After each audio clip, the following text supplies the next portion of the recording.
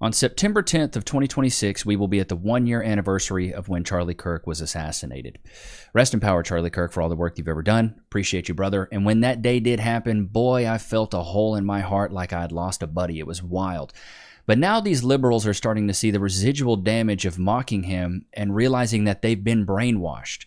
And the fact that they think the right and conservatives are evil, it's finally starting to catch up to them, dude. I used to be a liberal and I hated Charlie Kirk.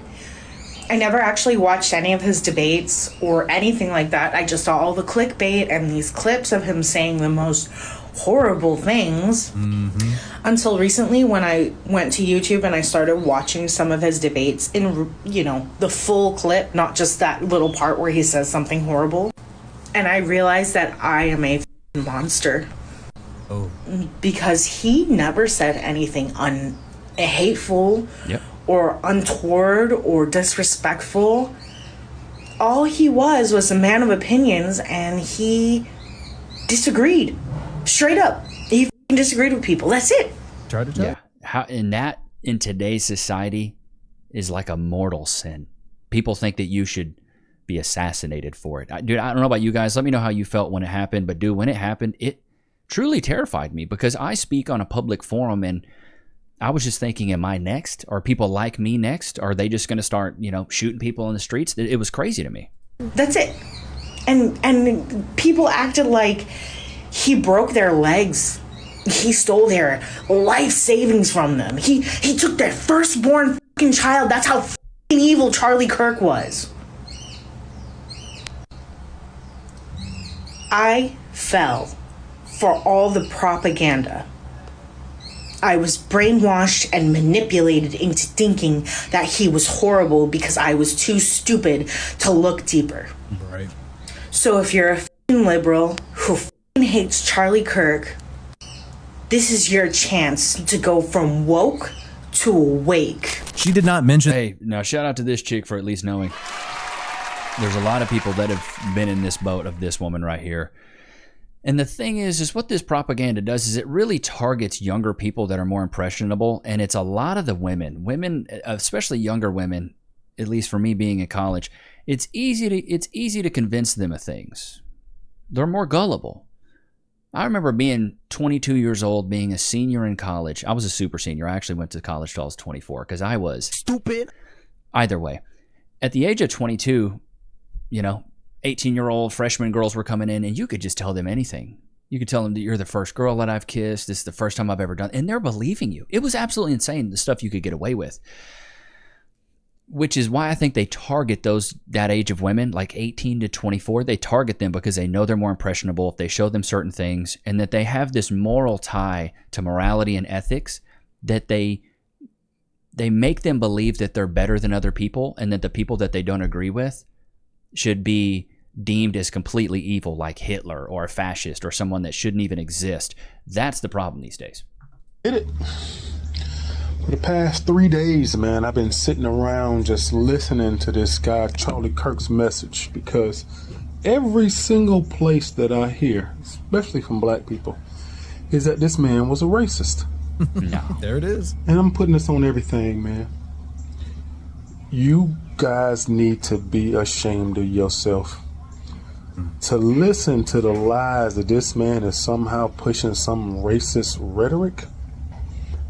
I heard him say some of the most uplifting things about black people. I listened to countless interviews of friends of his that were black that spoke so highly of this man. Right. And they talked about his cause as though it was the coming of Jesus. And I really do think, and then put a 1 in the chat if you agree, I think in another 10 or 15 years, like Charlie Kirk could have been one of the youngest presidents. I mean, he was what, 33 when he passed? He could have been a 40-year-old president, in my opinion. I don't see why not. He was super smart. He could debate like crazy. He was rooted in logic and religion. I just don't know what else you would want in a leader. The more I'm watching this, the more I tend to agree with it. Mm-hmm. This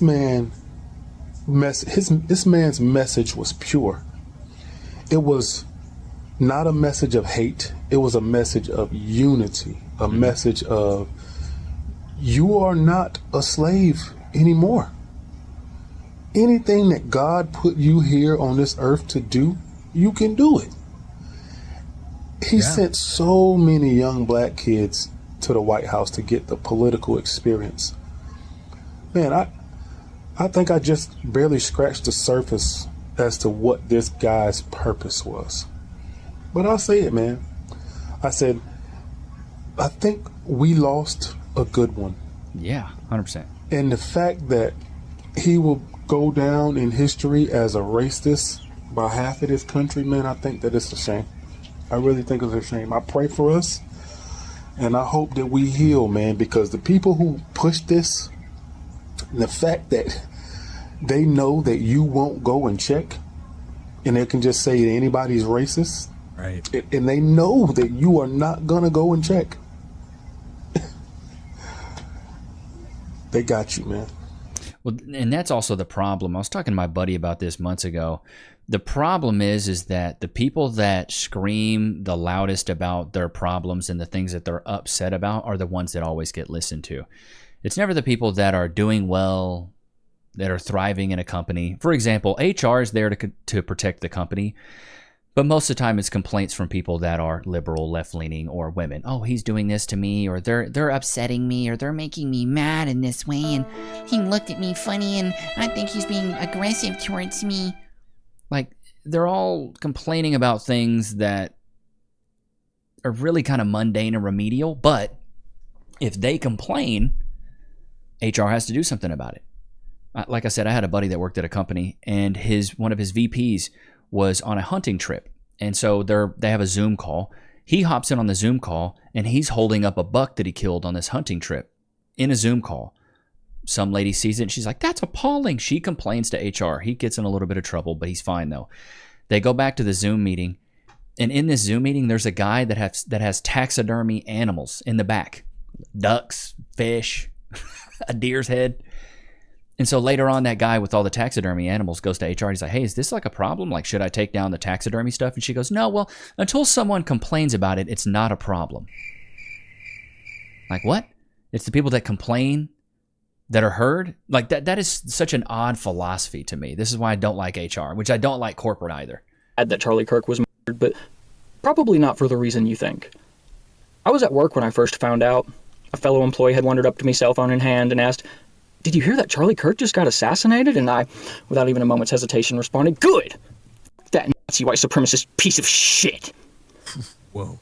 I had never before witnessed such a perfectly blended expression of disgust, disappointment, sadness, and surprise, all through the window of another man's eyes, or experienced a silence so uncomfortable as the one that followed. And although that look on his face now haunts me more and more with each passing day, at the time, it only made me distrustful and upset. But little did I know that the sentence which followed would end up becoming the most profoundly psychologically impactful question that I've ever been confronted with.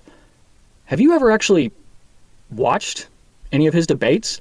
No. I decided to end the conversation immediately. This man was clearly a lost cause, one of those intellectually dishonest Kool-Aid drinking types who refuses to engage in good faith with any perspective which contradicts their outstandingly narrow and propagandized worldview. And by this man, I mean me. Because I hadn't actually watched any of his debates. I was basing literally every single thing I believe about a human being with thousands of hours worth of publicly available recordings of himself openly expressing his opinions on a small handful of out-of-context clips that had been curated for me by algorithms and media organizations being funded by the political opposition. Right. I foamed at the mouth, right along with the rest of those rabid and bloodthirsty dogs, gleefully mocking those who had been saddened by his death and downplaying the atrocity of it all by suggesting that political violence is just an unfortunate yet necessary step toward our coveted socialist revolution. That is, until I began to notice a common thread. The exact same comment being repeated ad nauseum in nearly every single online space. Have you ever actually watched any of his debates? I didn't think much of it at first. Of course, right-wingers are all regurgitating the exact same talking point. They're in a cult. They're brainwashed. Right. The right is a cult, and we're brainwashed. I love it, dude. It was an ordinary and boring morning on the day I found out that I am a monster. In that moment where my curiosity got the best of me and I decided to click on some random YouTube thumbnail of Charlie Kirk with his goofy and gummy smile in an attempt to reaffirm my preconceived biases. And it was an unusually stressful afternoon on that very same day when I spoke to my father for the first time in years. Despite the fact this is something that's insane to me, that the left will cut off family members because they don't agree with them. I'll let him get into that spiel, but I've got a whole thing on that. That he had always loved and supported me unconditionally. And it was a never-ending sleepless night, coming to terms with the fact that literally every single thing I thought I hated about the right, the bigotry, stupidity, violence, vitriol, and narrow-mindedness, was actually just an outward projection of hatred toward my own self. Charlie Kirk is my hero. He opened my eyes to the cruel and manipulative nature of our political media, brought my family back together, and taught me how to love again. And to anyone who takes issue or offense with that, I'm going to do exactly what he would have done, and challenge you to answer a simple, honest, and straightforward question. Have you ever actually watched any of his debates? And that's what's really sad. I mean, this dude, hey, I love it. I love it. This is something I've noticed with the left, though. They will cut off family. They will cut off friends. They will divide themselves and isolate themselves so quickly and so staunchly. And they're supposed to be the ones that are the most accepting, right? The left is supposed to be the accepting, understanding, accommodating side of everything. But as soon as somebody doesn't agree with them, they're like, oh, you should not be here. Caitlin Bennett's a great example of that. She'll go to these spaces and she'll talk to these people. And then these people will just want her out so fast. And so she's like, oh, you're trying to get me out of this area? Almost like ICE is trying to deport illegal immigrants. And so she will absolutely cook them for that because it's the same ideology, right? Like, you're going to hate on us for doing it, but then you won't even let me in this space to like talk to you. Or she asks people, hey, I have an illegal immigrant here. You think illegal immigrants they deserve housing? Would you let them move in with you? And they almost always say no. But this is something that, as a conservative guy, I don't cut people off because they have different political beliefs than me, or religious ideologies, or philosophies, or life ideologies. I don't cut people off because they disagree with me. When Cass and I got together, I was a raging atheist and she was a raging Christian. We always were just like, it's okay to disagree, to agree to disagree. Because we knew that in any good relationship, you're going to have certain subjects and topics and things that you talk about that you can't ever come to a common ground that you both agree, but it's okay to agree to disagree. She had her way of thinking, I had my way of thinking, but we loved each other nonetheless. This is why I think our relationship works so well, is because we started disagreeing at a very early state in our relationship, whereas a lot of people are looking for a mirror version of themselves. This is why I came up with the quote, life is a mirror, not a window. Shubin and I should have bought a Honda, put it on a t-shirt. Life is a mirror, so you need to look at yourself. And if you can see the things that you believe, that's good. But also know that there's certain things that you don't believe, and it's okay that other people don't believe them. But if you go through your life thinking that everybody needs to agree with you, it's going to be very isolating. Or if you think every woman that you date or the person that you're with needs to agree with everything that you agree with, bro, it's going to be very hard to date. It's going to be very hard to be with anybody because it's almost impossible to find somebody that believes in everything you believe in. Even my best friends that I play Call of Duty with all the time, they don't agree with I got a buddy who's a raging Catholic. I got another guy that doesn't want kids. He's an atheist. I got another guy that's religious who's a Christian. Like, we're all kind of all over the place, but we all still just get along. That's because I think we're all rooted in some bit of conservative efforts where we're like, hey, dude, it's cool if you don't agree with me. It's fine. Like, I'm fine with that. But the liberals will cut their families off. They'll cut their dad off, not talk to their parents for years. It's insane to me. Leaving the left even then. Kirk got shot in the neck. That was the last bastion. I can't be a liberal no more. You see the comments? I hope the gun is okay. The same people asking for moral decency. I cannot in good faith align myself with you guys anymore. I have officially left the Democratic Party a few days ago. The reason I did it was because I cannot be linked and affiliated with a party that has members in it that would do exactly what happened to Charlie Kirk. This person says, I'm leaving the Democratic Party as of today. Let's go Trump. Praise the Lord. I literally called this in my last video. I said it is going to take, unfortunately, Charlie Kirk's assassination for people to wake up from the Democratic Party. And if you read this comment section, it is full of Democrats saying the exact same thing, being lifelong Democrats, leaving the Democratic Party as of today. If you are rejoicing at someone's demise, literally them being unalived, you're the issue. And I 100% agree. I 100% agree.